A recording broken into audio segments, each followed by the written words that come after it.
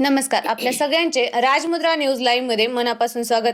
महापालिका निवडणुकीच्या अनुषंगाने आपण विविध मान्यवरांच्या मुलाखती घेत आहोत आणि त्यांच्या प्रभागातील समस्या काय आहेत आणि त्यावरती काय उपाययोजना करणार आहेत याबद्दल सविस्तर चर्चा करणार आहोत. समाज मुद्रा या विशेष सत्रात नांदेडचे प्रथम महापौर ज्यांनी 1997 ते 2014 स्वतः सुधाकर भाऊ पांढरे, त्यानंतर 2014 ते 2017 स्नेहाताई पांढरे आणि असे तब्बल 20 वर्ष पांढरे कुटुंबाच्या पाठीमागे भाग्यनगर भागातील जनता त्यांना साथ दिलेली आहे. तर नगरसेवक म्हणून अनेक वर्ष ज्यांना प्रभागाची सेवा करण्याची जनतेने संधी दिली असे सुधाकर भाऊ पांढरे आणि त्यांच्या पत्नी ज्योती सुधाकर पांढरे यांच्याशी आपण चर्चा करणार आहोत. नमस्कार ताई. नमस्कार सर. तर सर, यासोबतच आपण काँग्रेसमधून भाजपमध्ये आणि परत भाजपमधून काँग्रेसमध्ये प्रवेश केला, तर यामागची नेमकी भूमिका काय, थोडक्यात स्पष्ट करा. मुळामध्ये 1983 पासून मी नारायण राणे समाजात आहे. 1984 मी स्वतः आणि 8-9 जण शिवसेना स्थापन केली. मी 14 वर्ष बाळासाहेब ठाकरेंचा होतो. तेव्हा चांगला होतो. ऑपरेशनचा हालत आहे. पण राणेसाहेब बाहेर पडले. पहिल्यांदा शिवसेनेच्या तिकिटावर निवडून महापौर बाळासाहेबांनी केला. दादा म्हणजे डॉक्टर बाबासाहेब आंबेडकर, ओबीसी असल्या महाराष्ट्रीय आणि बाळासाहेब ठाकरे दादामुळे महापौर झालं. एक वर्ष चांगलं काम केलं. जेणेकरून 48 वर्षे वर्षामध्ये होते. 48 होऊन झालं. आणि माझा तिकीट फर्स्ट गेलं. अंदाज माझा जमत नव्हता. मी अपक्ष उभा टाकला. लोकांनी 70,000 रुपये जमा करून आणून दिले आणि उभा टाकले. मला 12,500 मतदान पडलं. शिवसेनेला 300 मतदान. जिपाई जप्त म्हणजे आता राजीनामा आमदार. मग नंतर आपण सभागृहामध्ये अर्थसंकल्पावरची 2-2 तास भाषण मी करणार आहे. एक ना एक सुख करायचं, आयुष्य पाया धरायचे.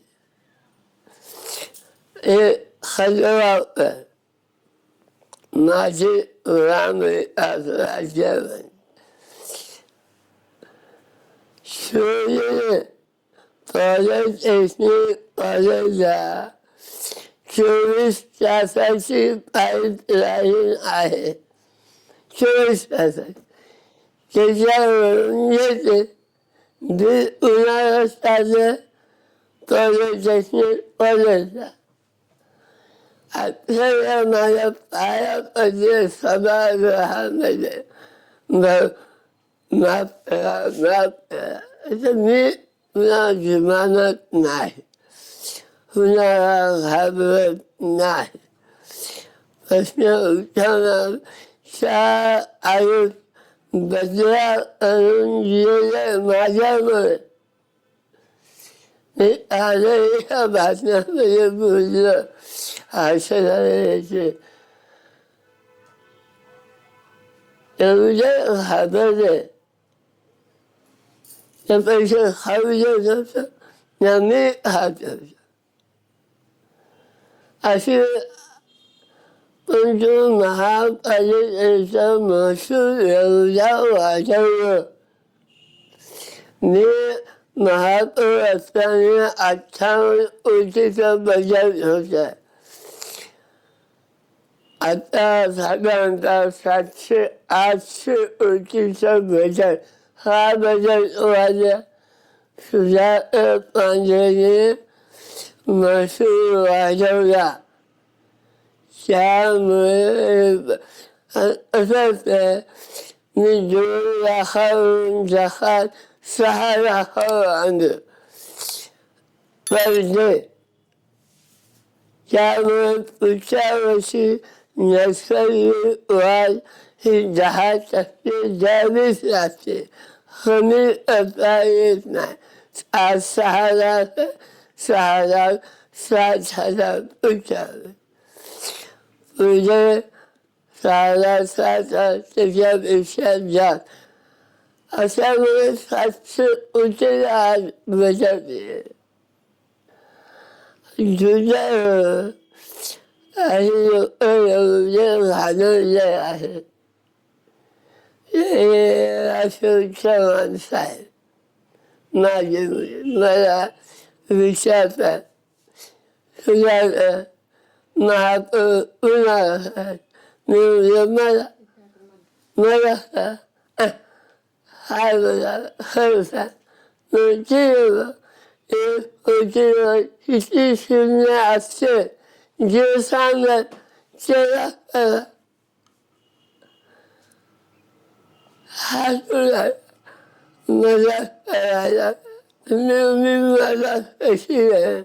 तुम्ही राज्याचे मुख्यमंत्री, मी सामान्य कार्यकर्ता. माझा बापशाने वाचायला माहीत नाही. माझा बाप ड्रायव्हर होता. मी स्वतः कर्मचारी होतो. 4-5 नोकऱ्या केलेल्या. हे माझ्या सुपरविजनमध्ये झालेलं आहे. मी महापालिकेला नोकरी केलेलं आहे.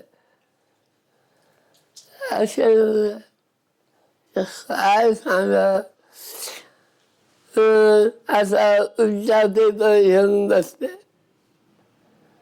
फोटो दिसला आणि उंचा आहे मग पेपरला सरळ असं अशी अवस्था की 2008 साली 3,000 कोटीचं बजेट होतं. असं होता. हां प्रशासनाचा अनुभव होतो. 20 वर्ष नोकरी केलेलं होतं. मी कधी आयुक्ताच्या कॅबिनला गेलो नाही. आयुक्ताला बोलवायचं त्यात यायचा. रात्री 3-3 वाजता जहाज नाट्यावर जाऊन करायला लावायचं. मला माहिती आहे प्रशासनाचा अनुभव. हां इथे काय झाले 5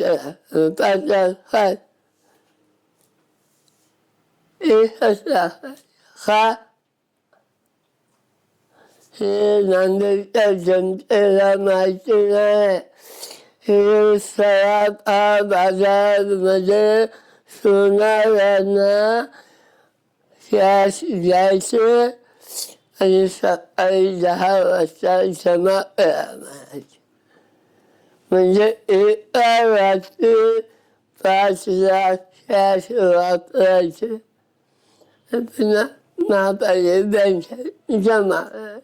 हे फक्त गोष्टी आहे. अनुभव होता. बाकी काय. तर सर यासोबतच आपण नांदेडचे प्रथम महापौर राहिलेले आहेत आणि आता माजी महापौर यांच्यासोबत आपली लढत आहे. तर ही लढत अटीतटीची होईल का आपल्याला काय वाटते? नाही जिंकायचे जगत. मी 4 वेळा निवडून आलो. 4ही वेळा अपोजिशनकडे जिंकायचे जप्त केलं. आता तो माझे बायको आहे. मी जगामध्ये कुणाला घाबरत नाही. फक्त बायकोला घाबरतो. तिला काय नाही सांभाळला. हा, निश्चितपणे तुम्ही आता तिचं बघू शकता. पुस्तकं माझ्या सॉरी माझ्या घरी आहे. मी अभ्यास एवढा करतो. सभागृहात बोलताना आयुक्त असे पानं पाहतो. मी सांगतो हे पान बघ आणि ही अलंग. तेव्हा आयुक्ताला समजतं काय असतं. मी महापालिका होऊन गेलो. माझी बायको MA शिकलेली आहे आणि तिचा धंदा बोलणे भाषा करणे. त्यामुळे तिला फक्त मी सांगितलं विषय पत्रिका वाचलो हे समजा 100% सभागृह गाजवणार म्हणजे गाजवणार. आणि नांदेड शहराचा वाजाचा नाही, शहराचा विकास निश्चितपणे होणार यात मला कुठलीही शंका नाही. तर सर, महापालिका निवडणुकीच्या अनुषंगाने आपण जनतेला काय आवाहन कराल? सर्वात महत्त्वाचं म्हणजे महापालिका म्हणजे स्वायत्त संस्था. कमवा, महसूल वाजवा आणि शहराचा विकास करा. राज्य शासनाशी आमचं काही घेणं नाही ना केंद्र शासनाशी घेणं. आम्ही अनुभवाचा विकास करायचा. मुळामध्ये महापालिकेचे मालक हे जनता आहे. टॅक्सपेयर होल्डर हा मालक असतो. त्यांच्या टॅक्सवरती महापालिका चालते. काही मंत्री, पालकमंत्री, आमदार, खासदार हे स्वतः आपल्या बापाची जहागिरी आहे असं समजतात.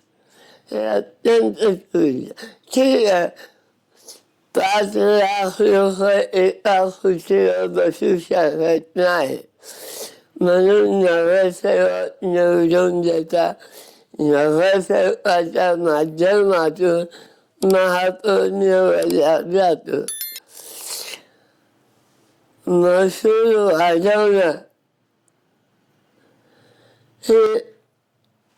हे खरं आहे. सर्वात महत्त्वाचं म्हणजे अर्थसंकल्प.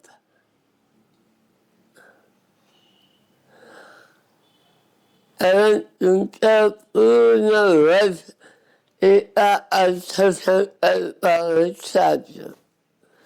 दुसरी महत्त्वाची गोष्ट डेव्हलपमेंट प्लॅन, विकास आराखडा शहराचा, जो की 10 वर्षाला एकदा होतो. आणि शहराचा विकास आराखडा करून पाठवतो.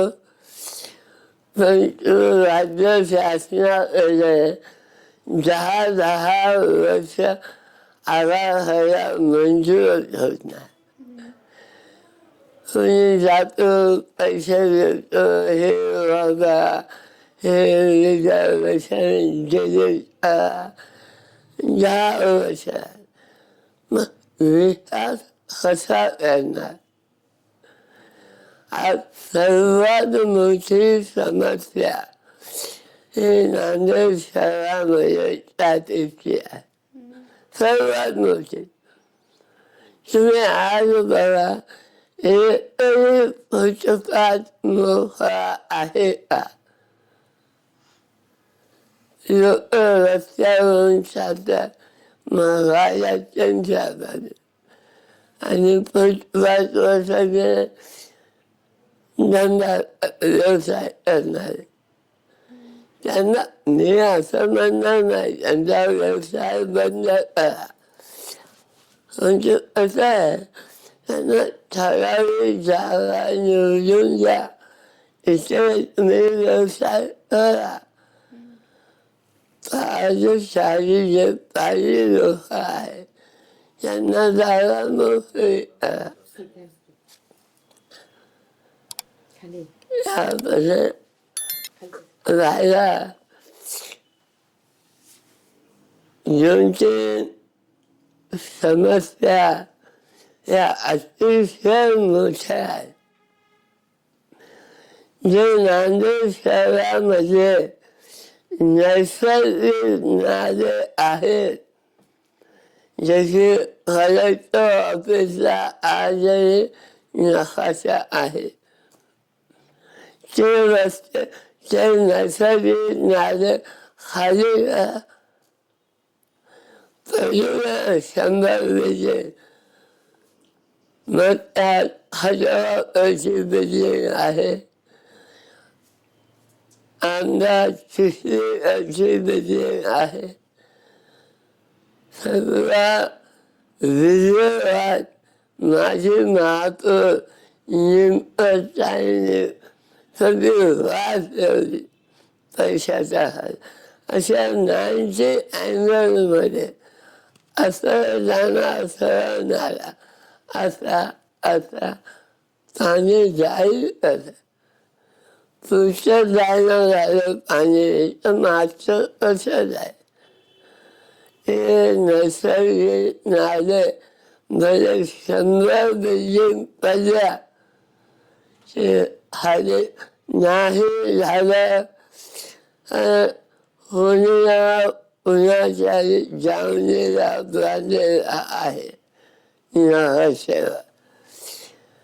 शेवटी हायकोर्टाचा पर्याय आहे आणि 100% नैसर्गिक नाल्याचा प्रश्न सोडवला तर नांदेडमध्ये कुठेही प्रॉब्लेम येणार नाही. प्रभाग 5मध्ये आता शहरातील सर्व नागरिकांना आव्हान करतो, विनंती करतो, बांधवांनो, येत्या 15 तारखेला मतदान होणार आहे. काँग्रेसच्या पंजाब वंचित बहुजन आघाडीच्या सिलेंडर बसण्यावर बटन दाबून भरघोस मताने विजय करावा. आणि ज्याप्रमाणे मी सकाळी 5 वाजेपासून उठून फिरतो, 6 वाजता लेबर आम्हाला येतात. 1 तासामध्ये कुठे काय प्रॉब्लेम आहे हे त्यांना सांगतो आणि कामं करून घेतो. त्याचप्रमाणे यापुढे आम्ही भले शेअर मार्केट इस्टवाल्याला जरी प्रॉब्लेम आला तर मी निश्चितपणे वंचित बहुजन आघाडी आणि काँग्रेसच्या माध्यमातून पूर्णपणे तुमच्या विश्वासाला पात्र ठरेल याची ग्वाही देतो. नक्की सर, धन्यवाद सर, आपण आम्हाला वेळ दिलात.